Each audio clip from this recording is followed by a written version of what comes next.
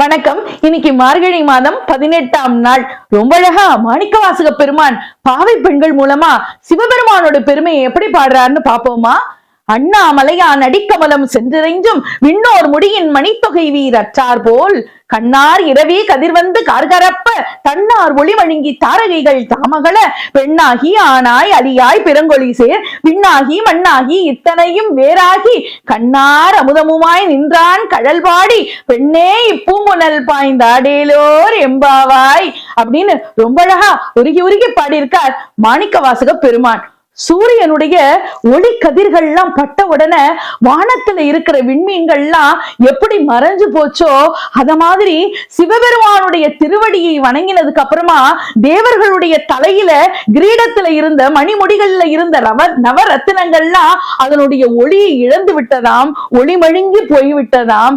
அந்த அளவிற்கு சிவபெருமானுடைய பெருமையை வியந்து வியந்து சொல்றார் மாணிக்கவாசக பெருமான். அவர் எப்படி இருக்காராம்? அவர் பெண்ணாக ஆணாக அலியாக என்று முப்பிரிவாக இருக்கிற சிவபெருமான் இந்த உலகத்துல மட்டுமல்லாது மற்ற எல்லா உலகமாகவும் சிவபெருமான் காட்சி தருகிறார்.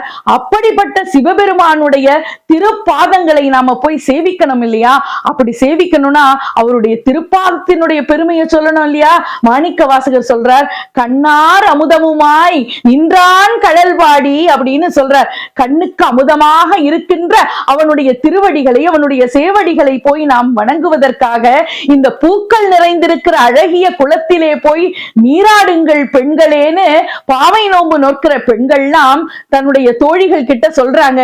எவ்வளவு பெரிய சிறப்பு உடையவர் நம்முடைய சிவபெருமான், எல்லாரையும் ஆட்கொள்ளும் திறம்படைத்த அந்த சிவபெருமான் எல்லாமுமாக இருக்கிறவன். பெண்ணாக ஆணாக அலியாக என்று கடவுள் படைப்பிலே அலிக்கு ஒரு மரியாதை உண்டு அப்படின்னா மனித படைப்பிலே அலியை திருநங்கை என்று போற்றுகிறோமே, அவர்கள் தெய்வத்திற்கு சமமானவர்கள் என்று அந்த உட்பொருளை கொண்டு வந்து இந்த பாடல்ல எவ்வளவு அழகா மாணிக்க வாசக பெருமான் எல்லாமுமாக இறைவன் இருக்கிறான்.